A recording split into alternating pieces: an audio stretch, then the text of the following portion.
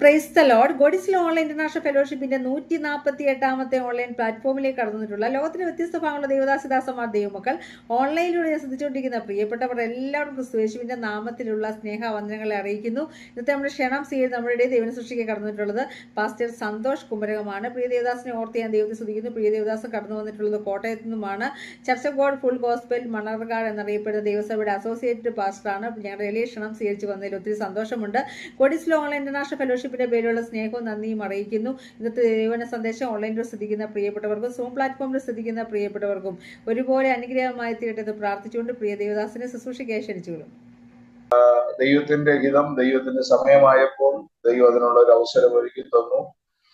ഞാൻ വളരെ അഭിമാനത്തോടെ ഈ God is love international prayer മീറ്റിങ്ങിനെ ഓർത്ത് സ്തോത്രം ചെയ്യുന്നു. കാരണം നൂറുകണക്കിന് ഓൺലൈൻ മീറ്റിങ്ങുകള് കോവിഡിന്റെ കാലത്ത് ആരംഭിച്ചത് പലതും ഇല്ല. നമ്മുടെ കർത്താവിന്റെ കൂട്ടത്തിൽ ഇറങ്ങിത്തിരിച്ച അനേക ചെറുപടകുകൾ ഉണ്ടായിരുന്നു എന്നാണ് വായിക്കുന്നത്. പക്ഷെ ആ ചെറുപടകുകൾ കാറ്റടിച്ചപ്പോൾ കടലിൽ പിന്നെ ആ പടകുകളെ കുറിച്ചൊന്നും പറഞ്ഞില്ല. ഒറ്റ പടകെ അക്കരെ എത്തിയുള്ളൂ. സ്തോത്രം. ഓൺലൈനിലായിട്ട് ആരംഭിച്ച പല മീറ്റിങ്ങുകളും നിന്നുപോയപ്പോ കർത്താവ് നട്ടതായതുകൊണ്ട് ദൈവം ഈ 148ാമത്തെ മീറ്റിംഗ് വരെ ആ കുഞ്ഞുങ്ങളെ കൊണ്ട് ദൈവം ചെയ്യിപ്പിക്കുന്നത് ഓർത്ത് ഞാൻ ശരിക്കും അഭിമാനത്തോടെ ദൈവത്തിന് സ്തോത്രം ചെയ്യുകയും ഹൃദയംഗമായി ആ കുഞ്ഞുങ്ങളെ ഓർത്ത് പ്രാർത്ഥിക്കുകയും ചെയ്യുന്നു. ഇനി മേലാലും കർത്താവിന് വേണ്ടി അവർ പ്രയോജനപ്പെടട്ടെ, വർദ്ധിച്ചു വരട്ടെ എന്ന് വളരെ ആത്മാർത്ഥതയോടെ പ്രാർത്ഥിക്കുകയാണ്. അനേകർക്ക് കുഞ്ഞുങ്ങളുടെ പ്രാർത്ഥനയോടെ മിനിസ്ട്രി ആശ്വാസവും അനുഗ്രഹവും ആക്കി ദൈവം ഈ കാലഘട്ടത്തിൽ ദൈവം ഉപയോഗിച്ചുകൊണ്ടിരിക്കുന്നതും അങ്ങനെ അവരെ തീർക്കുന്നത് ഓർത്തും ഞാൻ ദൈവത്തിന് സ്തോത്രം ചെയ്യുകയാണ്. എന്റെ പേര് കർത്തൃദാസി പരിചയപ്പെടുത്തുന്ന സന്തോഷ് വർഗീസ്. 1983 സെപ്റ്റംബർ മാസം 15-ാം തീയതി കർത്താവിനെ രക്ഷിതാവും കർത്താവുമായി സ്വീകരിക്കാനുള്ള അവസരം ദൈവം നൽകി. ആ യോഗത്തിൽ വെച്ച് തന്നെ പരിശുദ്ധാത്മാവിന്റെ അഭിഷേകത്താൽ ദൈവം എന്നെ നിറച്ചു. എന്റെ സ്കൂൾ വിദ്യാഭ്യാസത്തിന് ശേഷം മണക്കാല തിയോളജിക്കൽ സെമിനാരിയില് 3 വർഷം ദൈവവചനം പഠിക്കാനുള്ള ഭാഗ്യം ലഭിച്ചു. 91 മുതൽ കർത്താവിന്റെ വേലയില് കേരളത്തിന്റെ വിവിധ ഇടങ്ങളിൽ കേരളത്തിന് വെളിയിലുമായി കർത്താവിന്റെ മഹത്വമുള്ള വേല ചെയ്യുവാൻ ദൈവം ഞങ്ങളെ കുടുംബമായി സഹായിച്ചു. എന്റെ ഭാര്യ നിഷ, മക്കൾ 3 പേരാണ്. 2 പെൺകുഞ്ഞുങ്ങൾ, മോന് ബെസലേൽ, മൂത്ത മോൾ സെലസ്റ്റി, ഇളയ മോള് ബ്യൂണ. പെൺകുഞ്ഞുങ്ങള് 2 സ്ഥലത്തായിട്ട് 2 സ്റ്റേറ്റിലായിട്ട് അവർ ജോലി ചെയ്തുകൊണ്ടിരിക്കുന്നു. മോൻ ഞങ്ങളുടെ കൂടെ നിൽക്കുന്നു, അവനും വർക്ക് ചെയ്തുകൊണ്ടിരിക്കുന്നു. ആ കുഞ്ഞുങ്ങളെ ഓർത്തും ഞങ്ങളുടെ മിനിസ്ട്രി ഓർത്തും വല്ലപ്പോഴും ഓർക്കുമ്പോൾ ഒരു സ്തോത്രം ചെയ്യണമെന്ന് വളരെ വിനയത്തോടെ ഞാൻ അപേക്ഷിക്കുകയാണ്. എല്ലാ വിഷയത്തിനും ധാരാളം പ്രാർത്ഥിക്കാൻ നമുക്കുള്ളപ്പോ എന്നെ കൂടെ പ്രാർത്ഥിക്കാൻ ഓർപ്പിക്കണേ എന്ന് പറയുന്നത് അത്ര ശരിയാവുമെന്ന് എനിക്ക് തോന്നുന്നില്ല. പിന്നെ ഒരു സ്തോത്രം പറഞ്ഞാൽ ഒരു പ്രാർത്ഥനയായിട്ട് കർത്താവ് അതൊരു വരവ് വെച്ചോളൂമെന്നാണ് എൻ്റെ വിശ്വാസം. അതുകൊണ്ട് നിങ്ങൾ വല്ലപ്പോഴും ഓർക്കുമ്പോൾ ഒരു സ്തോത്രം ചെയ്യാൻ വളരെ വിനയത്തോടെ അഭ്യർത്ഥിച്ചുകൊണ്ട് സ്തോത്രം. ഇപ്പോൾ Manarcad church of God full gospel ഇന്ത്യയുടെ വേലയുള്ള ബന്ധത്തിൽ ഞങ്ങൾ അവിടെ ആയിരിക്കുകയും ആരാധിക്കുകയും ശുശ്രൂഷിക്കുകയും ചെയ്തുകൊണ്ടിരിക്കുന്നു. വലിയ ചർച്ചാണ്, ഞങ്ങളുടെ സെൻട്രൽ പാസ്റ്റർ ചർച്ചാണ്. അവിടുത്തെ അസോസിയേറ്റ് പാസ്റ്ററായിട്ടും കർത്താവ് അയക്കുന്ന ഇടങ്ങളിൽ കർത്താവിന്റെ വേലയും ചെയ്തുകൊണ്ടിരിക്കുന്നു. ഇത്രയും ഉള്ളൂ എന്നെ കുറിച്ച് പറയാനുള്ളത്. പക്ഷെ എന്നെ കുറിച്ച് പറയുന്നതിനേക്കാൾ ഏറെ എനിക്കിഷ്ടം കർത്താവിനെ കുറിച്ച് പറയുന്നതാണ്. എന്നെ കേൾക്കുന്ന പ്രിയപ്പെട്ടവർക്ക് നിങ്ങൾക്ക് എന്നെ കുറിച്ച് കേൾക്കുന്നതിനേക്കാൾ കൂടുതൽ ഇഷ്ടം കർത്താവിനെ കുറിച്ച് പറയുന്നതാണ്, കേൾക്കാനാണ് നിങ്ങൾ വന്നിരിക്കുന്നത്. വെറുതെ എന്നെ പറഞ്ഞ സമയം ആവശ്യമില്ല. അതുകൊണ്ട് വളരെ വേഗത്തിൽ ഓണത്തിലേക്ക് കടക്കുവാനായിട്ട് കർത്താവിൽ ആഗ്രഹിക്കുകയാണ്. നിങ്ങൾക്ക് എല്ലാവർക്കും വളരെ സുപരിചിതമായിട്ടുള്ള 1 ലേഖനം 1-ാമത്തെ വാക്യത്തിന്റെ ആദ്യത്തെ ഭാഗം ഞാന് പെട്ടെന്ന് പക്ഷേ നിങ്ങളെ കേൾക്കാം. സ്തോത്രം. ഇങ്ങനെയാണ് എഴുതിയിരിക്കുന്നത്: സഹോദരനെ, നമ്മുടെ പിതാക്കന്മാരെല്ലാം മേഘത്തിന്റെ കീഴിൽ ആയിരുന്നു. ആദ്യത്തെ ഭാഗത്ത് മാത്രം ആസ്പദീകരിച്ചു ചില സന്ദേശങ്ങൾ നിങ്ങൾക്ക് കൈമാറുവാനാണ് ഞാൻ കർത്താവിൽ ആഗ്രഹിക്കുന്നത്. വളരെ പരിചയമുള്ളൊരു അധ്യായമാണ് ഈ 10-ാമത്തെ അധ്യായം എന്ന് പറഞ്ഞാൽ. ആദ്യത്തെ 6 വരെയുള്ള ചെറിയൊരു പാരഗ്രാഫിനകത്ത് പരിശുദ്ധാത്മാവ് ഇസ്രായേൽ മക്കളെ നടത്തിയ ദൈവത്തിന്റെ നടത്തിപ്പുകളെ കുറിച്ച് എഴുതി വെച്ചിരിക്കുന്ന അതിന്റെ ഒരു കണ്ടന്റ് ആണ്, അതിന്റെ ഒരു സമ്മറിയാണ് നമുക്ക് അവിടെ കാണാൻ കഴിയുന്നത്. ഏതാണ്ട് 40 വർഷം ദൈവം ഇസ്രായേൽ മക്കളെ മരുഭൂമിയിൽ കൂടെ നടത്തി. ആ നടത്തിയ ആ ദൈവത്തിന്റെ നടത്തിപ്പുകളുടെ ഒരു സമ്മറി ആയിട്ടാണ് 6 വരെയുള്ള വാക്യങ്ങളിൽ നമുക്ക് കാണാനായിട്ട് കഴിയുന്നത്. സഹോദരന്മാര്, നമ്മുടെ പിതാക്കന്മാരെല്ലാം മേഘത്തിന്റെ കീഴിലായിരുന്നു. അപ്പോ ഈ ഡിവൈസിൽ കാണുന്ന സഹോദരിമാർക്ക് ഒരുപക്ഷെ പ്രയാസം തോന്നും, കർത്താവ് എന്താ ഞങ്ങളോടൊന്നും പറയാത്തത്? നിങ്ങളോടും ഉണ്ട് ദൈവത്തിന്റെ സന്ദേശം. വേദപുസ്തകത്തിന്റെ സന്ദേശങ്ങളെല്ലാം ആരംഭിക്കുന്നത് സഹോദരന്മാരെ വിളിച്ചുകൊണ്ടാണ്. അതുകൊണ്ട് വിശുദ്ധ സഹോദരന്മാരെ, സ്വർഗീയവരി പോകരിക്കാരായുള്ളവരെ, 12:1 എബ്രായ ലേഖനം 3:1 വാക്യം ഞാൻ ഈ പറഞ്ഞ 12:1 വായിച്ച ആ സഹോദരന്മാരെ ഞാൻ ദൈവത്തിന്റെ മനസ്സിൽ ഓർപ്പിച്ച് നിങ്ങളെ പ്രബോധിപ്പിക്കുന്നത്. അങ്ങനെ പുസ്തകത്തിന്റെ സന്ദേശങ്ങളെല്ലാം സഹോദരന്മാരെ വിളിച്ചുകൊണ്ട് സന്ദേശം പറയുമ്പോ നിങ്ങൾക്ക് വേണ്ടി നിങ്ങൾക്കൊരു പരിഭവം തോന്നുന്നത് കൊണ്ട്, മുഖത്ത് അത് നെല്ലിച്ച് കാണുന്നത് കൊണ്ട് ഞാൻ നിങ്ങൾക്ക് വേണ്ടി ആ വാക്യം ഒന്ന് തിരിച്ചു പറയുകയാണ്. സ്തോത്രം. സഹോദരിമാരെ, നമ്മുടെ പിതാക്കന്മാരെല്ലാം മേഘത്തിന്റെ കീഴിലാണ്. സ്തോത്രം. ആരുടെ മുഖത്തൊരു ഭാരവും സന്തോഷം തോന്നുന്നില്ല. എങ്കിലും ഒത്തിരി പേര് ഈ കറുത്ത കളത്തിനകത്ത് ഇരിപ്പുണ്ട്. ചിലരൊക്കെ മാത്രമേ ഉള്ളൂ ഇങ്ങനെ വീഡിയോ ഓൺ ചെയ്ത് ഇരിക്കുന്നുള്ളൂ. സ്തോത്രം. ഒട്ടുമുക്കാലും പേരുകളും ആളുകളും ഈ കറുത്ത കളത്തിനകത്തിരുന്ന സന്ദേശം കേൾക്കുന്നില്ല. ആ ജോജി ബ്രദറെ ഒക്കെ ദൈവം അനുഗ്രഹിക്കട്ടെ. കർത്താവിന്റെ ദാസനെ ഓർത്ത് സ്തോത്രം ചെയ്യുന്നു. അങ്ങനെ എന്നെ കാണുന്ന എല്ലാ പ്രിയപ്പെട്ടവർക്കും യേശു ക്രിസ്തുവിന്റെ നിസ്തുല്യമായ നാമത്തിലുള്ള വന്ദനം അറിയിച്ചുകൊണ്ട് ഈ വചനത്തിലേക്ക് കടക്കുകയാണ്. വളരെ പ്രാർത്ഥനയോടെ നമുക്ക് ഇന്ന് രാത്രി ദൈവസന്നിധിയിലായിരിക്കാം. ഇപ്പൊ സഹോദരന്മാരെ, നമ്മുടെ പിതാക്കന്മാരെല്ലാം മേഘത്തിന്റെ കീഴിലായിരുന്നു. നമ്മുടെ പിതാക്കന്മാരെ എന്ന് പറഞ്ഞാൽ നമുക്ക് ജന്മം നൽകിയ പിതാക്കന്മാരുടെ ചരിത്രമല്ല അവിടെ പറയുന്നത്. ഈ പുസ്തകം ദൈവം തിരഞ്ഞെടുത്ത ദൈവത്തിന്റെ ഭക്തന്മാരുണ്ട്. ആ ദൈവത്തിന്റെ ഭക്തന്മാരായ പിതാക്കന്മാർ. അതിലേറ്റവും പ്രധാനപ്പെട്ടത് പുസ്തകത്തിന്റെ ചരിത്രം തൊട്ടു തുടങ്ങാൻ ദൈവത്താൽ തിരഞ്ഞെടുക്കപ്പെട്ട അനുഗ്രഹീതനായ ഒരു അഭിഷിക്തനാണ് അബ്രഹാമിനെ മാറ്റി നിർത്തി ഈ പുസ്തകം എഴുതാൻ കഴിയില്ല. അബ്രഹാം ഇല്ലാതെ നമുക്ക് ഈ പുസ്തകത്തെ നമുക്ക് പഠിക്കാൻ കഴിയില്ല. ദൈവത്തിന് സ്തോത്രം. ഈ പുസ്തകത്തിന്റെ കഥാ തന്തു എന്ന് പറയുന്നത് തന്നെ ദൈവത്തിന് സ്തോത്രം യേശു ക്രിസ്തു കഴിഞ്ഞാൽ പിന്നെ അബ്രഹാമാണ്. സ്തോത്രം. പ്രൈസലോ. ഇപ്പൊ ആരാണ് അബ്രഹാം എന്ന ഒരു ചോദ്യം നമ്മളോട് ചോദിച്ചാൽ ദൈവത്തിന് സ്തോത്രം ഒറ്റ വാക്കിൽ വേണമെങ്കിൽ ഞാനൊരു ഉത്തരം പറയാം. കൽദയരുടെ പട്ടണമായ ഊരിൽ അപ്പനുണ്ടാക്കുന്ന ദൈവങ്ങളെ കൊണ്ട് വിറ്റ് കിട്ടുന്ന തുച്ഛമായ വരുമാനം കൊണ്ട് തന്റെ പ്രാരാബ്ധമുള്ള കുടുംബം തള്ളി നീക്കാൻ വേണ്ടി തത്രപ്പാട് നടത്തുമ്പോൾ അറിയാതെ ഉള്ളിന്റെ ഉള്ളിൽ ചോദിച്ചൊരു ചോദ്യമുണ്ട്. കർത്താവെ, ഈ ദൈവങ്ങളെല്ലാം എന്റെ അപ്പന്റെ പണിശാലയ്ക്കകത്ത് നിന്ന് പുറത്തു വന്ന ദൈവങ്ങളാണ്. പക്ഷേ ഞാൻ ഈ കാലൂന്നി നിൽക്കുന്ന, പാദമുറപ്പിച്ച് നിൽക്കുന്ന, നീലാകാശം കുടവിരിച്ചു നിൽക്കുന്ന പക്ഷികളെ കൊണ്ടും പക്ഷിമൃഗാദികളെ കൊണ്ടും വൃക്ഷലതാദികളെ കൊണ്ടും നിറയപ്പെട്ട ഈ മനോഹരമായ ഭൂമി, കാട്ടാളുകളെ കൊണ്ടും കാട്ടരുവികളെ കൊണ്ടും പർവ്വതങ്ങളെ കൊണ്ടും പർവ്വതശിഖരങ്ങളെ കൊണ്ടും ഒക്കെ നിറയപ്പെട്ടിരിക്കുന്ന പച്ച പരവതാനി പോലെ വിരിക്കപ്പെട്ട പുൽമേടുകളാൽ നിബിഡമായ, കണ്ണിന് കുളിർമ നൽകുന്ന, കണ്ണിന് ഇമ്പം നൽകുന്ന, വശ്യത തുളുമ്പുന്ന ഇത്ര അനുഗ്രഹിക്കപ്പെട്ട ഒരു ഭൂമിയെ ഉണ്ടാക്കിയ ഒരു ശക്തി ഇതിന്റെ പിന്നാമ്പുറത്തുണ്ടായാൽ ഞാൻ ഈ കാണുന്ന എന്റെ അപ്പന്റെ ദൈവങ്ങളെ വലിച്ചെറിഞ്ഞ് കാണുന്ന എന്റെ മുൻപിൽ പ്രത്യക്ഷപ്പെടുന്ന ദൈവത്തിന്റെ പിന്നാലെ ഇറങ്ങിത്തിരിക്കുമെന്ന് ഹൃദയത്തിന്റെ അകത്തളങ്ങളിൽ നിന്നുള്ള തന്റെ നിസ്വാർത്ഥമായ പ്രാർത്ഥന ഉയരത്തിലെ സർവശക്തനായ ദൈവം ഒരിക്കൽ കേട്ടപ്പോൾ അന്ന് രാത്രി അദ്ദേഹത്തിന്റെ കിടപ്പറയ്ക്കകത്ത് എന്റെ ദൈവം തേജസ് വാരി ചുറ്റിയിറങ്ങി. Praise the Lord, praise the Lord. സന്തോഷമുള്ള ദൈവമക്കൾക്കായി സ്തോത്രം ചെയ്യുന്നു. നമ്മുടെ ദൈവം തേജസ് വാരി ചുറ്റി അബ്രഹാമിന്റെ കിടപ്പറയിൽ വെളിപ്പെട്ട് നിൽക്കുകയാണ്. അവന്റെ അപ്പന്റെ പണിപ്പുരയ്ക്കകത്തിരിക്കുന്ന ദൈവങ്ങളിൽ നിന്ന് വ്യത്യസ്തമായൊരു ദൈവമായി അബ്രഹാമിന്റെ മുൻപിൽ പ്രത്യക്ഷപ്പെട്ടു. ദൈവത്തിന് സ്തോത്രം. അബ്രഹാമിന്റെ മുമ്പിൽ പ്രത്യക്ഷപ്പെട്ട ദൈവത്തിന്റെ പേര് പഴയ നിയമത്തിലെ 39 പുസ്തകങ്ങൾ മുഴുവനും അരിച്ചു പെറുക്കി പഠിച്ചാൽ നമുക്ക് കാണാൻ കഴിയത്തില്ല. അബ്രഹാം കണ്ട ദൈവത്തിന്റെ പേരിനെ കുറിച്ച് ദൈവത്തിന് സ്തോത്രം. കാലങ്ങൾ കഴിഞ്ഞു, കാലാന്തരങ്ങൾ കഴിഞ്ഞു.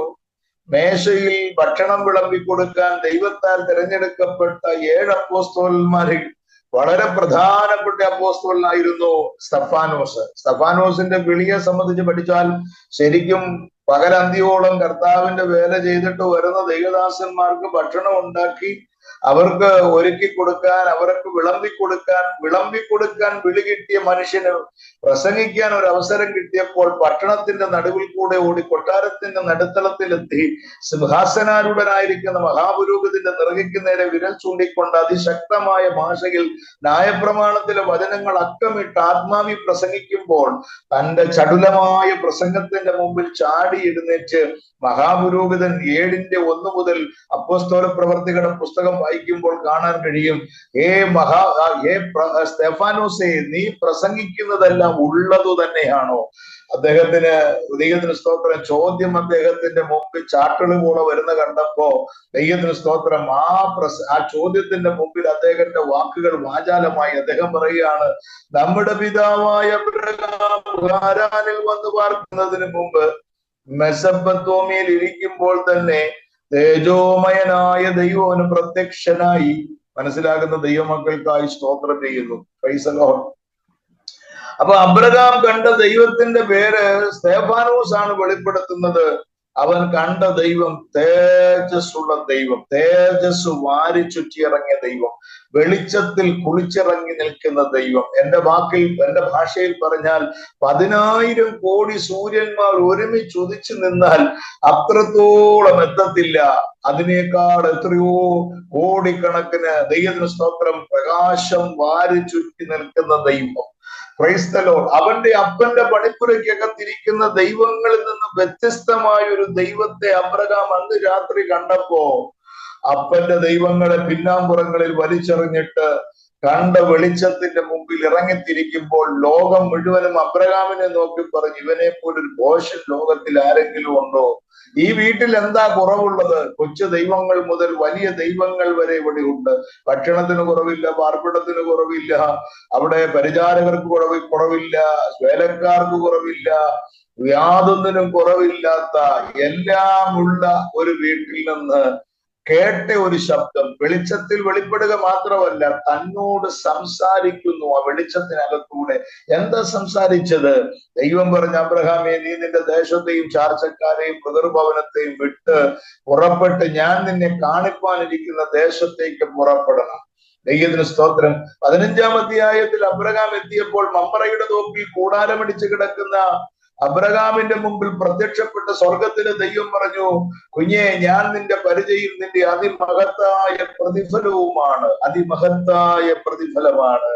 ഞാൻ നിന്റെ പരിചയമാണെന്ന് പറഞ്ഞപ്പോൾ എന്റെ ഭാഷയിൽ ഞാൻ പറയാം, അബ്രഹാം വേണമെങ്കിൽ നമ്മളെ പോലെ ഒത്തിരി പ്രൈസ്തലോടും ഗ്ലോറിയും ഹാലേലുയായും സ്തോത്രം ഒക്കെ പറഞ്ഞു കാണും. പക്ഷെ അടുത്ത വാക്യത്തിന് പുള്ളി പ്രതികരിച്ചിട്ടില്ല. കാരണം എന്റെ അപ്പന്റെ വീട്ടിൽ കിടന്നുറങ്ങുമ്പോൾ എന്നെ വിളിച്ചെഴുന്നേൽപ്പിച്ചിട്ട് പറഞ്ഞു, ഞാൻ നിനക്കൊരു സന്തതിയെ തരുമെന്ന്. നീ എന്നോട് സന്തതിയെ തരാമെന്ന് പറഞ്ഞിട്ട് ഈ കണ്ട കാലം മുഴുവനും നിന്റെ പിന്നാലെ ഇറങ്ങിത്തിരിച്ചിട്ട് ഇതുവരെ നീ എനിക്കൊരു സന്തതിയെ തന്നിട്ടില്ല. അവൻ പറയുകയാണ്, അബ്രഹാമിനോട് പറയുക, ദൈവത്തിന് സ്തോത്രം, നീ എന്റെ മഹാപ്രതിഫലം എന്ന് പറയുമ്പോൾ അതിന്റെ മുമ്പിൽ പ്രതികരിക്കാതിരിക്കുന്ന അബ്രഹാമിനെ നോക്കി വിളിച്ചു പറഞ്ഞു, മോനെ, കുഞ്ഞെ, ദൈവത്തിന് സ്തോത്രം, ഞാൻ നിനക്കൊരു സന്തതിയെ തരും. Price the Lord.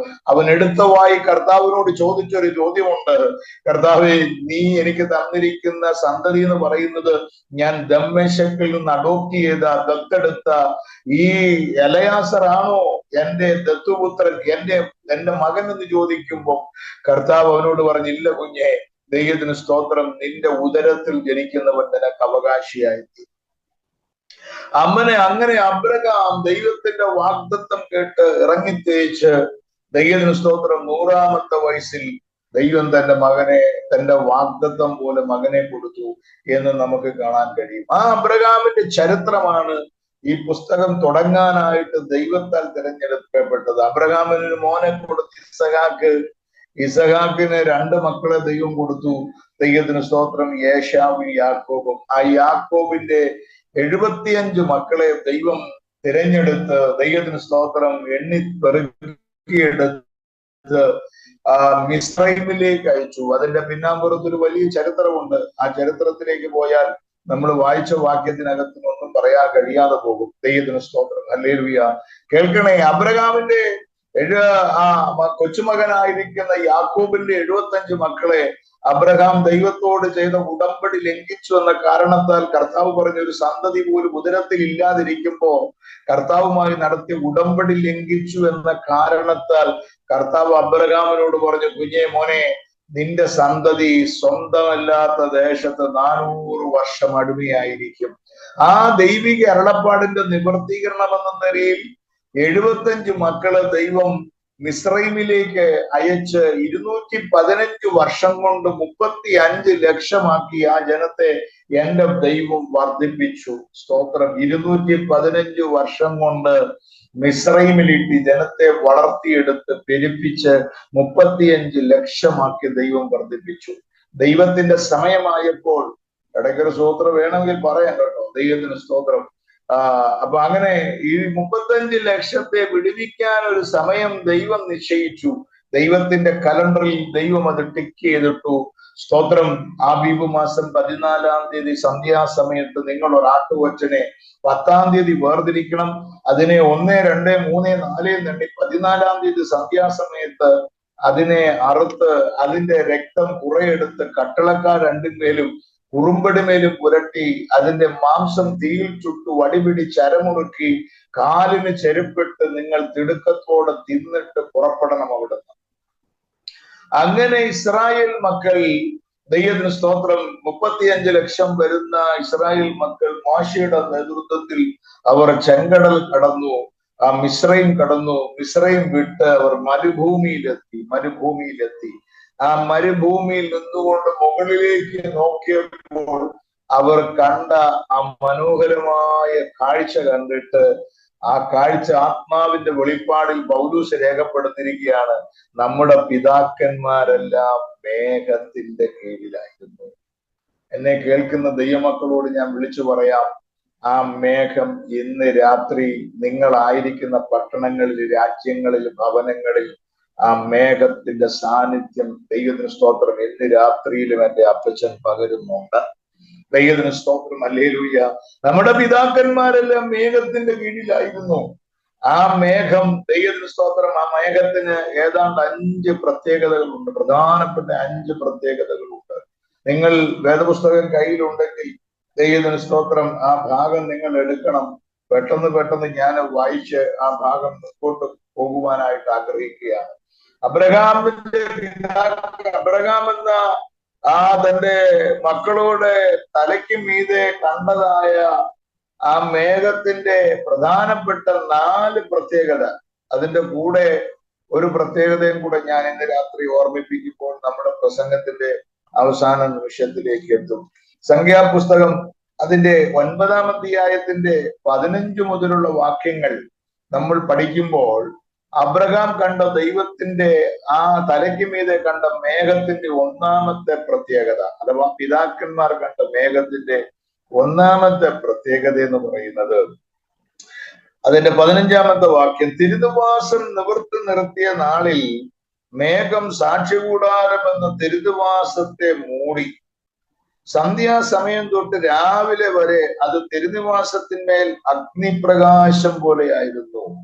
പിതാക്കന്മാർ കണ്ട മേഘത്തിന്റെ 1-ാമത്തെ പ്രത്യേകത, പ്രിയപ്പെട്ടവരെ, ദൈവത്തിന് സ്തോത്രം, ആ മേഘത്തിനകത്ത് ഒരഗ്നിയുടെ സാന്നിധ്യം ഉണ്ടായിരുന്നു. ഒരഗ്നിയുടെ സാന്നിധ്യം ഉണ്ടായിരുന്നു. എത്ര പേർക്ക് ഇന്ന് രാത്രി സന്ദേശം മനസ്സിലാവുന്നുണ്ട്? സ്തോത്രം. പിതാക്കന്മാർ കണ്ട മേഘത്തിന്റെ 1-ാമത്തെ പ്രത്യേകത, അതിനകത്ത് ഒരഗ്നിയുടെ സാന്നിധ്യമുണ്ട്, അഗ്നിപ്രകാശം.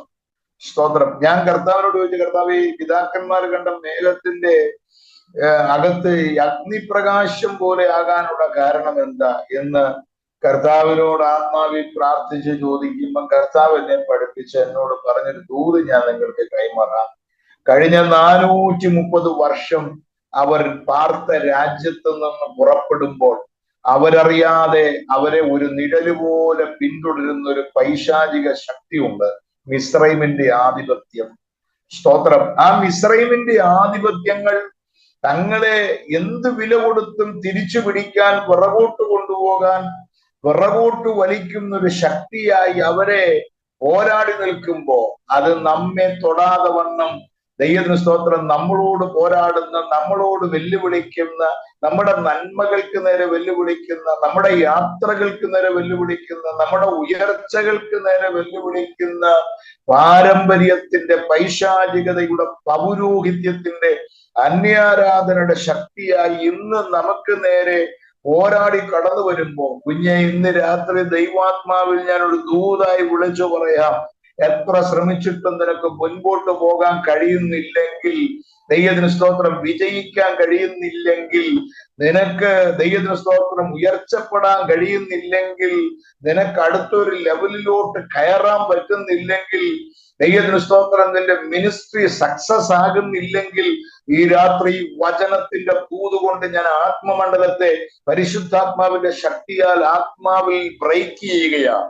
ചേർന്ന് ദൈവത്തിന് സ്തോത്രം ചെയ്യാം. ഉടപാദനാദികൾ ഘടകം ശ്വസിക്കുന്ന ദൈവമക്കൾക്ക് വേണ്ടി ഇന്ന് രാത്രി വ്യാപരിക്കുന്നൊരു ദൈവശക്തി ഉണ്ട്.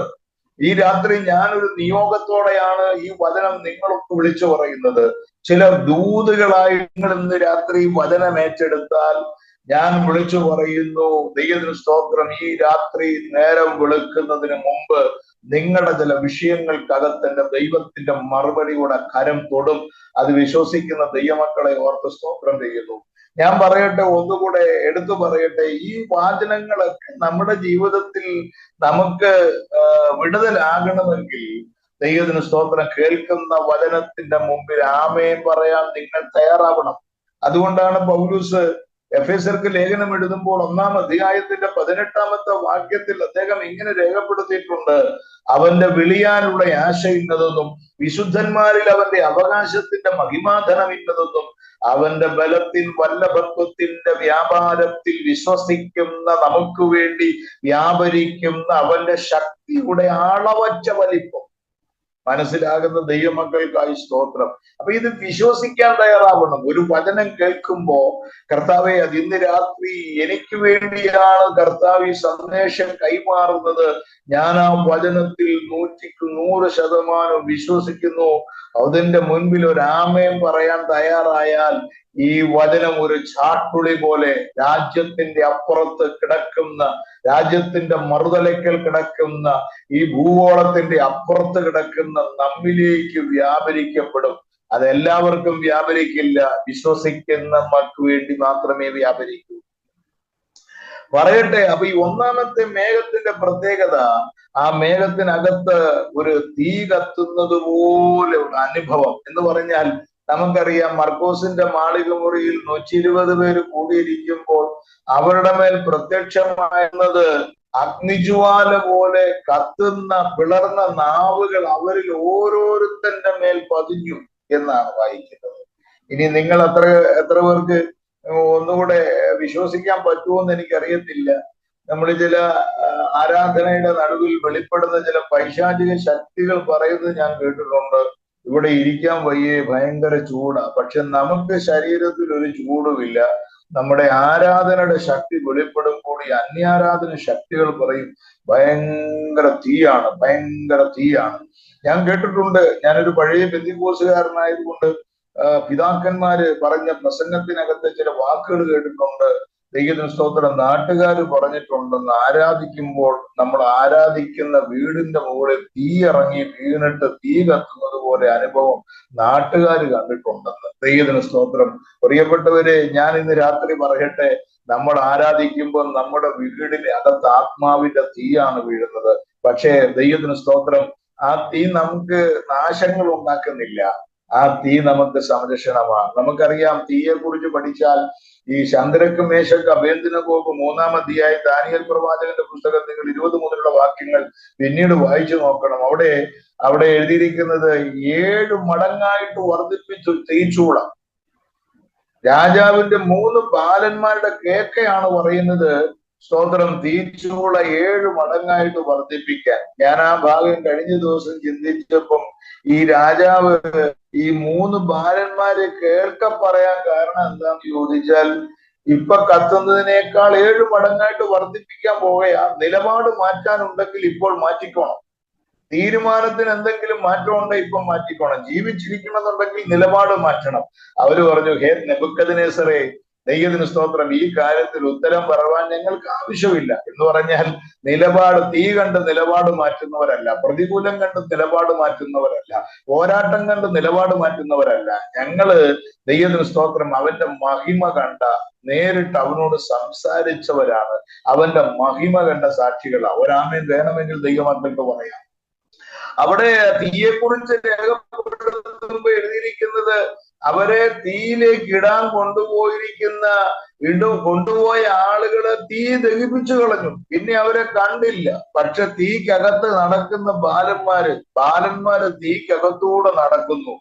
സ്തോത്രം. അവിടെ എഴുതിയിരിക്കുന്നത് നമ്മുടെ ദൈവം ഫയറാണ്, നമ്മുടെ ദൈവം ഫ്ലെയിമാണ്. മനസ്സിലാകുന്നുണ്ടോ? ജ്വാല ദഹിപ്പിക്കും, ഫ്ലെയിം നിന്നെ ദഹിപ്പിച്ചു കളയും, പക്ഷെ ഫയർ നിന്നെ ദഹിപ്പിക്കത്തില്ല. ഫയർ നിനക്ക് എപ്പോഴും പ്രൊട്ടക്ഷനാണ്. അതുകൊണ്ടാണ് ദൈവത്തിന് സ്തോത്രം സക്രിയ പ്രവാചകന്റെ പുസ്തകം പഠിക്കുമ്പോൾ അവിടെ എഴുതിയിരിക്കുന്നത് ഇങ്ങനെയാണ്: ഇസ്രായേൽ മനുഷ്യരുടെയും മൃഗങ്ങളുടെയും ബഹുത്വം നിമിത്തം തുറന്നു കിടക്കുന്ന പട്ടണമായിരിക്കും, ഞാൻ അവർക്ക് ചുറ്റും തീമതിലായിരിക്കും. ഒരാമേൻ ദൈവമക്കൾ പറഞ്ഞാട്ടെ. ദൈവത്തിന് സ്തോത്രം. ഞാൻ അവർക്ക് ചുറ്റും തീമതിലായിരിക്കും. അപ്പൊ ഈ ദൈവത്തിന്റെ തീ എന്ന് പറയുന്നത് നമുക്ക് സംരക്ഷണമാണ്. നമ്മളെ കത്തിക്കുന്നതല്ല, നമ്മളെ പൊള്ളിക്കുന്നതല്ല, നമ്മളെ നശിപ്പിക്കുന്നതല്ല. പക്ഷെ ഫ്ലെയിം നശിപ്പിക്കും, ഫ്ലെയിം കത്തിക്കും. അവിടെ 3 ബാലന്മാരെ ഇടാൻ കൊണ്ടുവന്നവർ പിന്നെ ചാരമായി പോയി, അവരെ കണ്ടില്ല. മനസ്സിലാകുന്നുണ്ടോ? ദൈവത്തിന് സ്തോത്രം. ഇന്ന് രാത്രി നിനക്ക് വേണ്ടി ഫ്ലെയിം അല്ല ഇറങ്ങി വരുന്നത്, നിന്റെ തലയ്ക്ക് മീതെ കത്തുന്നൊരു തീയാ ഇറങ്ങി വരുന്നേ. കുഞ്ഞെ, എന്തിനാണെന്നറിയാമോ? നിനക്കെതിരെ വെല്ലുവിളിച്ച് കയറി വരുന്ന ഇന്നലകളിലെ ചില പാരമ്പര്യത്തിന്റെ പടയോട്ടങ്ങളെയും തേരോട്ടങ്ങളെയും തേർവാഴ്ചകളെയും നിന്നിൽ നിന്ന് തകർക്കാൻ ഒരു ദൈവത്തിന്റെ സ്തോത്രം തീയുടെ മേഘം ഇന്ന് രാത്രി സന്ദേശം കേൾക്കുമ്പോൾ ചിലരെ ആത്മാവിൽ തൊട്ടുകൊണ്ടിരിക്കുകയാണ്, സ്പർശിച്ചുകൊണ്ടിരിക്കുകയാണ്. അത് ഞാൻ ആത്മാവിൽ ഫീൽ ചെയ്തുകൊണ്ടാണ് നിങ്ങളോട് സംസാരിക്കുന്നത്. ഉടപാതകന ശബ്ദരാധനാദി. സ്തോത്രം. വളരെ വേഗത്തിൽ മുൻപോട്ട് പോകട്ടെ. ഈ മേഘത്തിന്റെ രണ്ടാമത്തെ പ്രത്യേകത അവിടെ എഴുതിയിരിക്കുന്നത്, സ്തോത്രം, അത് എല്ലായ്പ്പോഴും അങ്ങനെ തന്നെയായിരുന്നു. 16-ാമത്തെ വാക്യം, പകൽ മേഘവും രാത്രിയിൽ അഗ്നിരൂപവുമായിരുന്നു. പകൽ ചുട്ടുകൊള്ളുന്ന സൂര്യന്റെ താപം ഉച്ചയിൽ തട്ടാതിരിക്കാൻ ദൈവത്തിന് സ്തോത്രം തലയ്ക്ക് മീതെ ദൈവത്തിന്റെ ഒരു തണുത്ത മേഘം, ഒരു AC ക്ലൈമറ്റ് നിനക്ക് വേണ്ടി ദൈവം ഒരുക്കുക.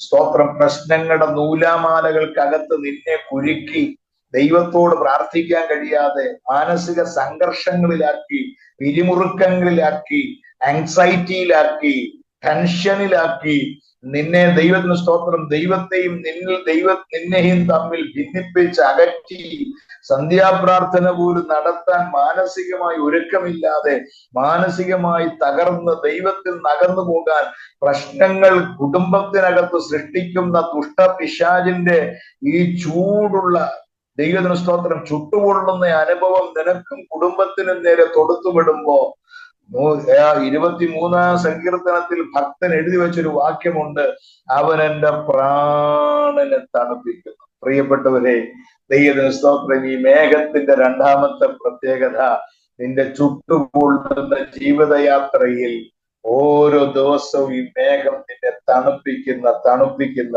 നിന്റെ പ്രാണൻ തണുക്കുന്ന. എത്ര പേർക്ക് ഇന്ന് രാത്രി അത് മനസ്സിലാകുന്നുണ്ട്?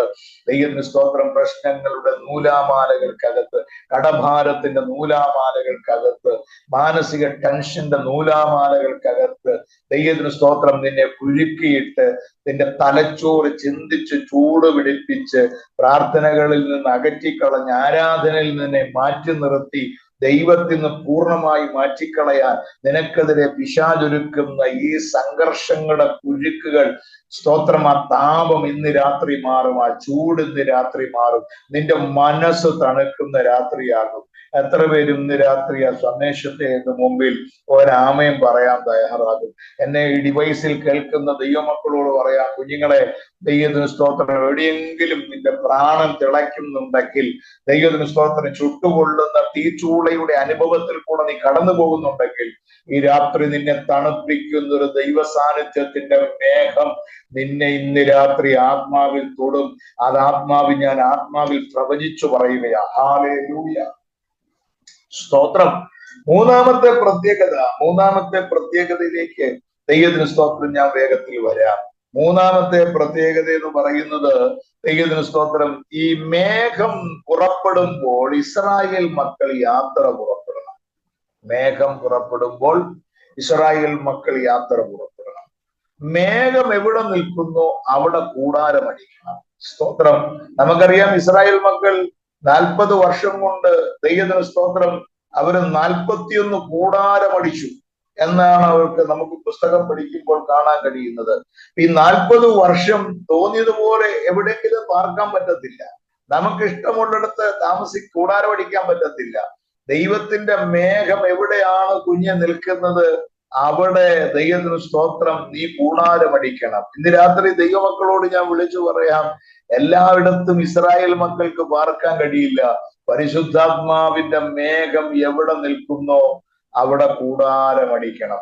എവിടെ നിന്ന് മേഘം പുറപ്പെടുന്നു, ദൈവത്തിന് സ്തോത്രം, അവിടെ നിന്ന് നിനക്കൊരു പുറപ്പാടുണ്ട്. എന്നെ കേൾക്കുന്ന ദൈവമക്കളോട് ഞാൻ വിളിച്ചു പറയാം, നിന്റെ തലയ്ക്ക് മീതെ കഴിഞ്ഞ ദീർഘനാളുകളായി നിൽക്കുന്നൊരു മേഘമുണ്ട് കുഞ്ഞെ. അത് നിന്നെ പുറകോട്ട് വലിക്കുന്ന ശക്തികളെ ഇല്ലാതാക്കുന്ന, തകർക്കുന്നതാണ്. 2, ആ മേഘം നിന്റെ പ്രാണനെ തണുപ്പിക്കുന്നതാണ്. മൂന്നാമത്തെ പ്രത്യേകത, ഈ മേഘം നിന്നെ ചില ഇടങ്ങളിലേക്ക് പുറപ്പെടുവിക്കും. കെട്ടിയിട്ടിരിക്കുക. ഇവിടം വരെ വന്നാ മതി. ദൈവത്തിന് സ്തോത്രം. ഇത്രയും നീ ഉയർന്നാ മതി, ഇങ്ങനെ നീ വന്നാ മതി, ഇത്രത്തോളം നീ പോയാ മതി എന്നൊക്കെ പറഞ്ഞ് നിനക്ക് വിലക്ക് കൽപ്പിച്ച, അതിര് കൽപ്പിച്ച, വേലി കെട്ടിയ, മതില് കെട്ടിയ ചില മണ്ഡലങ്ങളുണ്ട്. ഇന്ന് രാത്രി പ്രാർത്ഥിക്കുന്ന എത്ര ദൈവമക്കളുണ്ട്? ഈ സന്ദേശത്തോട് ആത്മാവിൽ നിങ്ങൾ ഒന്ന് പ്രതികരിച്ചാൽ ഞാൻ ആത്മാവിൽ ദൂത് വിളിച്ചു പറയാം, നിനക്ക് പരിധിയിട്ട വേലിയിട്ട മതില് കെട്ടി നിന്നെ അടച്ചുപൂട്ടി, ദൈവത്തിന് സ്തോത്രം, ഹല്ലേലൂയ, മുൻപോട്ടൊരു ചുവട് വെക്കാൻ കഴിയാത്ത വിധത്തിൽ നിന്നെ തടഞ്ഞു വെച്ചിരിക്കുന്ന, നിന്റെ ഇൻക്രിമെന്റിനെ തടഞ്ഞു വെച്ചിരിക്കുന്ന, നിന്റെ പ്രോഗ്രസിനെ തടഞ്ഞു വെച്ചിരിക്കുന്ന, നിന്റെ ഉയർച്ചകളെ തടഞ്ഞു വെച്ചിരിക്കുന്ന, നിന്റെ എക്സ്പാൻഷനെ തടഞ്ഞു വെച്ചിരിക്കുന്ന, നിന്റെ എക്സ്റ്റൻഷനെ തടഞ്ഞു വെച്ചിരിക്കുന്ന ചില മണ്ഡലങ്ങൾ ഇന്ന് രാത്രി വചനത്തിന്റെ മുമ്പിൽ തകർന്നു മാറാൻ പോയ വിശ്വസിക്കുന്ന എത്ര ദൈവമക്കളുണ്ട്? ദൈവത്തിന് സ്തോത്രം. ദൈവത്തിന് സ്തോത്രം, ഒരു ദൂത് ഞാൻ പറയട്ടെ ദൈവമക്കളെ. 3 ദിവസമോ 10 ദിവസമോ 7 ദിവസമോ 21 ദിവസമോ ഒക്കെ ഉപവസിക്കുമ്പോൾ കിട്ടുന്ന ഒരു വിടുതല്, ദൈവത്തിന് സ്തോത്രം, ഇന്ന് രാത്രി ഈ വചനത്തിൽ കൂടെ നിങ്ങൾക്ക് ലഭിക്കുമെന്ന് എനിക്ക് നല്ല ഉറപ്പുണ്ട്. നിങ്ങളൊന്ന് വിശ്വസിക്കാൻ തയ്യാറാകണം, നിങ്ങളൊന്ന് പ്രതികരിക്കാൻ തയ്യാറാകണം, അതിന്റെ മുമ്പിൽ ഒരു ആമേൻ പറയാൻ തയ്യാറാവണം. പ്രിയപ്പെട്ടവരെ, ദൈവത്തിന് സ്തോത്രം, അവന്റെ വചനം അതിവേഗം ഓടുന്ന വചനമാണ്. കെട്ടിയിട്ടിരിക്കുന്ന, മതില് കെട്ടി നിന്നെ അടച്ചിരിക്കുന്ന ചില മണ്ഡലങ്ങൾ യേശുവിന്റെ നാമത്തിൽ ഇന്ന് രാത്രി തുറക്കും. എത്ര പേർക്ക് ഈ വചനത്തെ ആത്മാവിൽ വിശ്വസിക്കാനായിട്ട് കഴിയും? ദൈവത്തിന് സ്തോത്രം. അവിടെ വായിക്കുന്നത്, ഈ മേഘം പുറപ്പെടുമ്പോൾ ഇസ്രായേൽ മക്കൾ യാത്ര പുറപ്പെടണം. ദൈവത്തിന് സ്തോത്രം. എല്ലാം പറയാൻ എന്റെ മുന്നിൽ സമയമില്ല, വളരെ വേഗത്തിൽ മുമ്പോട്ട് സമയം പോയിക്കൊണ്ടിരിക്കുക. ദൈവത്തിന് സ്തോത്രം. അപ്പൊ ഇവിടെ വായിക്കുന്നത്, മേഘം എവിടെ നിൽക്കുന്നോ അവിടെ ഇസ്രായേൽ മക്കൾ കൂടാരമടിക്കണം. മേഘം ചില സമയത്ത് 1 വർഷം ഇരിക്കും. ദൈവത്തിന് സ്തോത്രം, ഹല്ലേലൂയ. മേഘം ചില സമയത്ത് സ്തോത്രം ചില മാസങ്ങൾ നിലനിൽക്കും. അപ്പൊ ഈ നമ്മുടെ ജീവിതത്തിൽ കർത്താവേ എന്താ ഒരു മാറ്റമില്ലാത്തത്, എന്താ ഒരു ഉയർച്ചയില്ലാത്തത്, എന്താണ് ഒരു മാറ്റമുണ്ടാകാത്തത് എന്ന് ചോദിക്കുമ്പോൾ ദൈവത്തിന് സ്തോത്രം, അങ്ങനെ ഉള്ളവരോട് ദൈവത്തിന്റെ ആത്മാവിൽ ദൈവത്തിന് പറയാനുള്ളത്, ദൈവത്തിന് സ്തോത്രം, ചില നാളുകൾ നിന്നെ ദൈവത്തിന്റെ പദ്ധതിയിൽ അവിടെ ഇരുത്തിയിരിക്കുക. നിന്നെ ചിലത് പഠിപ്പിക്കാൻ, ചിലത് നിന്നെ ഗ്രഹിപ്പിക്കാൻ. ദൈവത്തിന് സ്തോത്രം. ഞാൻ പറയട്ടെ, ഇത് പിശാച് ബന്ധിച്ചതല്ല, മനുഷ്യന് ബന്ധിച്ചതല്ല, മനുഷ്യന്റെ ശാപമല്ല.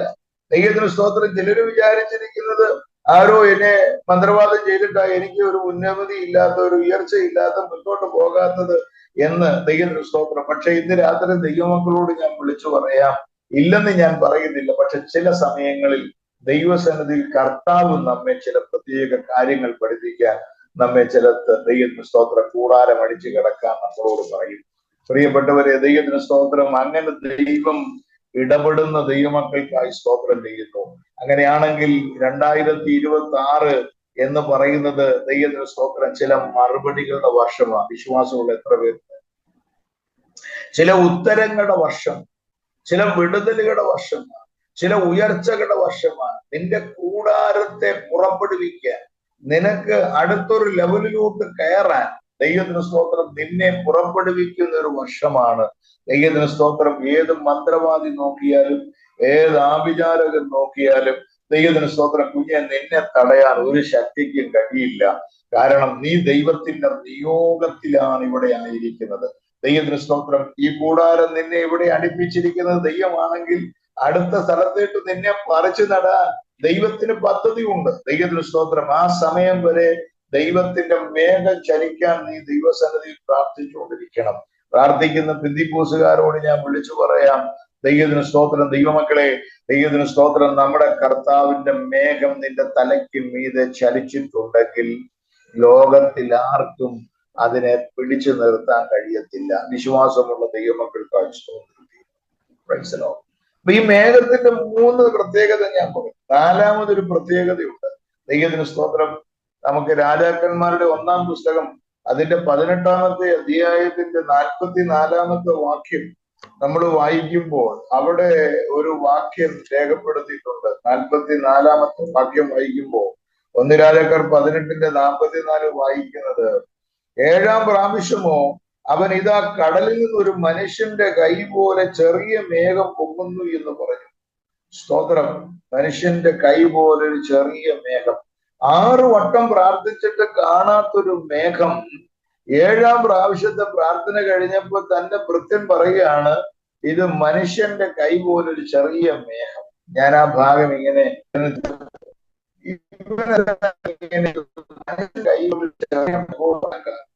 കാരണം ദിവസങ്ങളോളം മണിക്കൂറുകളോളം ദൈവസന്നിധിയിൽ ഇരുന്ന് പ്രാർത്ഥിച്ചുകാലുകളിൽ തലയിറയിൽ വില്ല് പോലെ വണച്ച് ആയാസെടുത്ത് ആരോഗ്യം മുടക്കി ആത്മാവിൽ പ്രാർത്ഥിച്ച് കടലിന്റെ അറുതി കിടക്കുന്ന മഴമേഘത്തെ പ്രാർത്ഥിച്ച് ഇസ്രായേലിന്റെ അധികാരപരിധിയിൽ പെയ്തിറക്കാൻ അങ്ങനെ മഴമേഘം ഇങ്ങനെ പെയ്യാൻ ഓങ്ങി നിൽക്കുമ്പോ കാണുന്ന മനുഷ്യൻ ഈ കൃത്യം പറയുക, മനുഷ്യന്റെ കൈ പോലൊരു ചെറിയ മേഘം. ഞാൻ അവനോട് ചോദിച്ചു, നീ എന്താ ഇത് മനുഷ്യന്റെ കൈ പോലൊരു ചെറിയ മേഘം എന്ന് പറയുന്നേ? അപ്പൊ അദ്ദേഹം പറഞ്ഞൊരു വേർഡ് ഞാൻ വേണമെങ്കിൽ നിങ്ങളോട് പറയാം. പുസ്തകത്തിലില്ല സാറേ, എനിക്ക് മനുഷ്യനെ പരിചയം, എനിക്ക് ദൈവത്തെ പരിചയം. ഞാൻ ഏലിയാവിന്റെ കൂടെയായി 3.5 വർഷമായിട്ട് നടക്കുന്നത്. ഏലിയാവ് കഴിച്ചപ്പോ ഞാൻ കഴിച്ചു, ഏലിയാവ് ഉടുത്തപ്പോ ഞാൻ ഉടുത്തു, ഏലിയാവ് കുടിച്ചപ്പോ ഞാൻ കുടിച്ചു. എനിക്ക് കിട്ടിയതെല്ലാം ഏലിയാവിൽ നിന്നാണ്. അതുകൊണ്ട് എനിക്ക് മനുഷ്യൻ തന്നതാണെന്നാണ് എനിക്ക് തോന്നുന്നത്. ഇത് മനുഷ്യന്റെ കൈയാണെന്ന് പറയാൻ കാരണം എനിക്ക് മനുഷ്യനെ പരിചയമുള്ളൂ. നിങ്ങൾ ഇന്ന് രാത്രി ആ ഏലിയാവിനോടൊന്ന് ശാന്തമായിട്ട് ചോദിക്കണം, സാറേ കൂട്ടത്തിൽ നടക്കുന്ന 3.5 വർഷമായിട്ട് നടക്കുന്ന ഈ പ്രത്യേക, അവൻ പറയുക ഈ മേഘം ഒരു മനുഷ്യന്റെ കൈ പോലൊരു മേഘമാണെന്ന് പറയുമ്പോ അങ്ങക്ക് എന്ത് തോന്നുന്നു? അദ്ദേഹം പറയും, ദൈവദാസനെ, ദൈവത്തിന് സ്തോത്രം, ഇത് മനുഷ്യന്റെ കൈയല്ല, ഇത് ദൈവം എനിക്ക് വേണ്ടി കൊണ്ടുവരുന്ന ദൈവത്തിന്റെ കൈയാണ്. കഴിഞ്ഞ 7 ദിവസമായി ഞാൻ മുട്ടയിലിരുന്ന് ആത്മാവിൽ പ്രാർത്ഥിച്ചപ്പോ കടലിന്റെ ആഴത്തിൽ കിടക്കുന്ന മഴക്കാരനെ കോരിയെടുത്ത് എനിക്ക് വേണ്ടി, നിങ്ങൾ ഇന്ന് രാത്രി എത്ര പേർക്ക് മനസ്സിലാകുന്നുണ്ട് കുഞ്ഞെ? ദീർഘമാസങ്ങൾ വർഷങ്ങൾ ഏങ്ങി മോങ്ങി ആത്മാവിൽ നനച്ച ആത്മാവിൽ കരഞ്ഞ ചില വിഷയങ്ങൾക്ക് ദൈവത്തിന്റെ കരമാഴത്തിലിറങ്ങി നിങ്ങൾ എന്റെ കൂടെ ഉണ്ടേ ഒരു ആമയും പറയണേ. ദൈവത്തിന് സ്തോത്രം. നിനക്ക് വേണ്ടി കടലിന്റെ ആഴത്തിലോട്ടിറങ്ങി എന്റെ കർത്താവിന്റെ കരം കുറെ മഴക്കാരനെ വഹിച്ചെടുത്ത് ചുമ്മിക്കൊണ്ട് വരുന്ന കാഴ്ചയാ നീ കാണുന്നത്.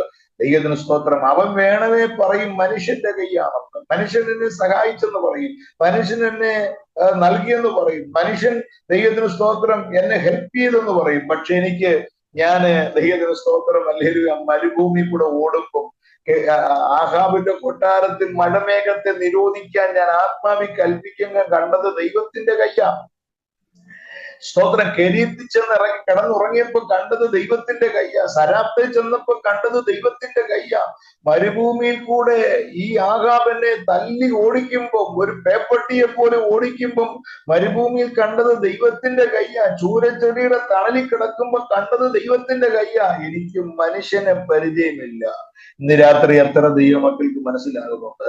ദൈവത്തിന് സ്തോത്രം. കുഞ്ഞെ, ദൈവം നിനക്ക് വേണ്ടി കരുതുന്ന കരുതലിന്റെ കരമായി ഇപ്പൊ മഴക്കാറിനെ ചുമ്മിക്കൊണ്ട് ഈ വെള്ളിമേഘത്തെ ചുവടുകളാക്കി ചവിട്ടി കയറി വരുന്നു.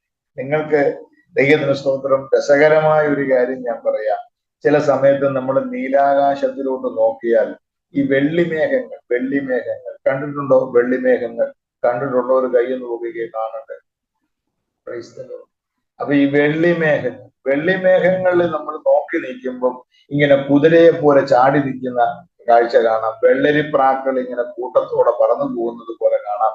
പല രൂപങ്ങളും ഭാവങ്ങളും നമുക്ക് ഈ വെള്ളിമേഘങ്ങളിൽ കാണാം. നമ്മൾ കണ്ട കാഴ്ച നമ്മുടെ ഭാര്യയെ മക്കളെ ഒന്ന് വിളിച്ചോണ്ട് വന്ന് കാണിക്കാനായിട്ട് നോക്കുമ്പോൾ തണ്ടറി അതുകൊണ്ടോ കുതിരകളെല്ലാം ഇങ്ങനെ ചാടി കാലിങ്ങനെ പൊക്കി ചാടി നിൽക്കുന്ന കാഴ്ച കാണട്ടടി എന്ന് പറഞ്ഞ് നമ്മൾ വിളിച്ചോണ്ട് വരുമ്പോ ഉണ്ടല്ലോ, കാറ്റ് അതിനെ അടിച്ച് ദൈവത്തിന് സ്തോത്രം വേറെ രൂപമാക്കി മാറ്റി. എന്ന് പറഞ്ഞാൽ വെള്ളിമേഘങ്ങളിൽ കാണുന്ന രൂപങ്ങളെല്ലാം വികലമായി പോകുന്ന രൂപങ്ങളാ. പക്ഷെ ഇന്ന് രാത്രി ഞാൻ വിളിച്ചു പറയാം, കുഞ്ഞെ, നിനക്ക് വേണ്ടി കഴിഞ്ഞ 3.5 വർഷമായി കാണാത്ത മറുപടിയുടെ മഴക്കാറ് എന്റെ ദൈവം നിനക്ക് വേണ്ടി തലയ്ക്ക് മീതെ കൊണ്ടുവരിക. ഇന്ന് രാത്രി ഞാൻ വിളിച്ചു പറയാം, ഇത് മാറാത്തതിന്റെ കാരണം എന്താണെന്നറിയാമോ? കൊണ്ടുവന്നവന്റെ പേരെന്താണെന്നറിയാമോ? ഈ മഴക്കാർ കൊണ്ടുവന്നവന്റെ പേര്, അവന് ഗതിഭേദത്താലുള്ള ആച്ഛാദനമില്ലാത്തവൻ. ഒരാമയും പറഞ്ഞാട്ടെ. മാറ്റമില്ലാത്ത അപ്പനാ നിനക്ക് വേണ്ടി മറുപടി കൊണ്ടുവരുന്നേ. അത് ലോകത്തിൽ ആരെല്ലാം നോക്കിയാലും നിന്റെ തലയ്ക്ക് മീതെന്ന് മാറ്റാൻ കഴിയത്തില്ല. ഏത് കൊടുങ്കാറ്റടിച്ചാലും മാറത്തില്ല. ഏത് ദൈവത്തിന് സ്തോത്രം വ്യക്തി നോക്കിയാലും മാറ്റാൻ കഴിയത്തില്ല. അതുകൊണ്ടാണ് ഒരിക്കല് ഇയ്യോബ് പ്രാർത്ഥിച്ചപ്പം അദ്ദേഹം എഴുതിയപ്പോൾ അദ്ദേഹം പറഞ്ഞു, ദൈവത്തിന് സ്തോത്രം, ആകാശത്തിൽ വെളിച്ചം ശോഭിക്കുന്നത് കാണുന്നില്ല, കാറ്റ് കിടന്നതിനെ തെളിവാക്കും. ഏതാനും ചില മിനിറ്റുകൾ കൊണ്ടുകൊണ്ട് വേഗത്തിൽ മുൻപോട്ട് പോയി അവസാനിപ്പിക്കാൻ പ്രിയപ്പെട്ടവരെ. ദൈവത്തിന് സ്തോത്രം. ആ മഴക്കാറ് അതിനകത്ത് ഈ ഏലിയാവ് പറയുന്നൊരു കാര്യമുണ്ട്. ആഹാബിനോട് പറ, നീ കർമ്മേലിൽ ഭക്ഷണവും കഴിച്ചുകൊണ്ടിരിക്കാതെ വേഗത്തിൽ രഥം കൂട്ടി ഓടിക്കോണം, കാരണം മഴ നിന്നെ തടുക്കാതിരിക്കേണ്ടതിന്. അവൻ പറയുന്ന ചെറിയ മേഘത്തിനകത്ത് കനത്ത മഴയാണ് ദൈവം വെച്ചിരിക്കുന്നത്. ഇന്ന് രാത്രി ദൈവമക്കളെ ഞാൻ പറയട്ടെ, കാണുന്നത് ഒരു പക്ഷെ ചെറിയ മേഘമായിരിക്കാം, പക്ഷെ അതിനകത്തൊരു കനത്ത മറുപടിയുണ്ട്.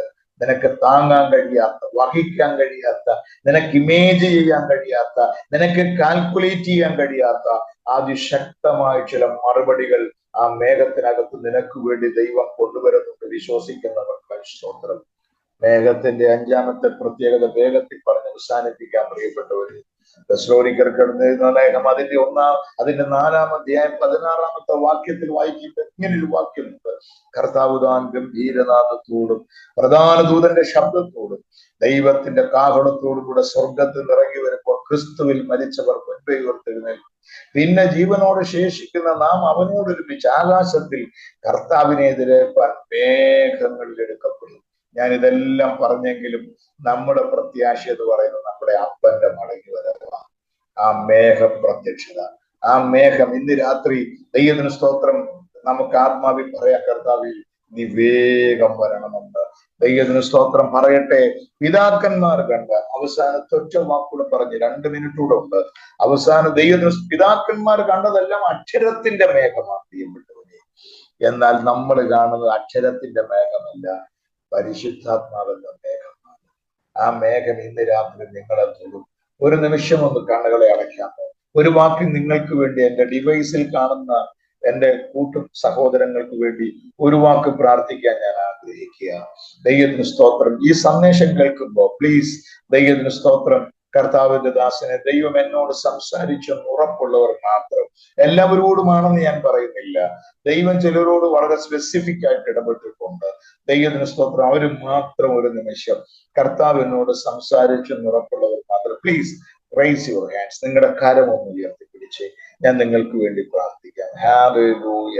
ദൈവം സംസാരിച്ചെന്ന് ഉറപ്പുള്ളവർ മാത്രം.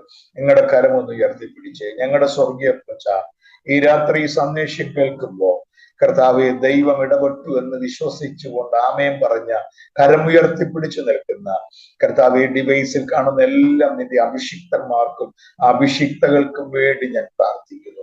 വിശേഷാൽ കർത്താവെ ഡെന്നി ബ്രദറിനായും സിജ സിസ്റ്റർക്കായും അവരുടെ മാതാവിനും വേണ്ടിയും അവരുടെ കുഞ്ഞിനും വേണ്ടി ഞാൻ പ്രാർത്ഥിക്കുന്നു. അവരുടെ മിനിസ്ട്രിയെ ദൈവം അനുഗ്രഹിക്കണമേ. ഈ കരമുയർത്തി പിടിച്ചിരിക്കുന്ന നിന്റെ കുഞ്ഞുങ്ങളെ അഭിഷിക്തരെ പിതാവിന്റെ പുത്രന്റെ പരിശുദ്ധ ആത്മാവിൽ ഞാൻ നിറഞ്ഞ ഹൃദയത്തോടെ അനുഗ്രഹിച്ചു പ്രാർത്ഥിക്കുന്നു. ഈ മാസം അവസാനിക്കുന്നതിന് മുമ്പ് അപ്പച്ച ദൈവത്തിന് സ്തോത്രം. ഈ വർഷം തീരുന്നതിന് മുമ്പ് കർത്താവെ ആ മേഘം നിന്റെ മക്കളുടെ തലയ്ക്ക് മീതെ ചലിക്കണം. ചില മറുപടികൾ നിന്റെ കരങ്ങളിൽ ലഭിക്കണം. അവരുടെ ശുശ്രൂഷകളിൽ ഒരു വ്യത്യസ്തമായ തലം വെളിപ്പെടണം. കർത്താവെ ദൈവത്തിന് സ്തോത്രം. ഒരു സൂപ്പർ നാച്ചുറൽ മിനിസ്ട്രിക്ക് വേണ്ടി ദൈവം അവരെ പ്രിപ്പയർ ചെയ്യാൻ കർത്താവെ അവരുടെ കുടുംബങ്ങളെ അനുഗ്രഹിച്ച് ഞങ്ങൾ പ്രാർത്ഥിക്കുന്നു. ഈ ശുശ്രൂഷയിൽ മനോഹരമായ ഗാനങ്ങൾ ആലപിച്ച ആ പ്രിയ സിസ്റ്ററെയും തന്റെ കുടുംബത്തെയും താവിന്റെ ദാസനെയും അവരുടെ മിനിസ്ട്രിയെയും ഞങ്ങൾ അനുഗ്രഹിച്ചു പ്രാർത്ഥിക്കുന്ന കർത്താവെ ദൈവത്തിന് സ്തോത്രം. സിജിയെയും ഡെന്നിയെയും അവരുടെ കുടുംബത്തെയും അവരുടെ തലമുറകളെയും അവരുടെ കലമുറകളെയും ഞാൻ പിതാവിന്റെ പുത്രന്റെ പരിശുദ്ധ ആത്മാവിൽ അനുഗ്രഹിച്ചു പ്രാർത്ഥിക്കും. മഹത്വ അപ്പച്ചനെടുക്കും. പ്രാർത്ഥന കേട്ടതിനായി സ്തോത്രം. യേശു ക്രിസ്തുവിന്റെ ദുസ്തുല്യമായ നാമത്തിൽ ഏറ്റവും വിനയമായി അപേക്ഷിക്കുമ്പോൾ ദയതോന്നി കേൾക്കും സ്വർഗ്ഗസ്ഥനായ ഞങ്ങളുടെ നല്ല പിതാവേ.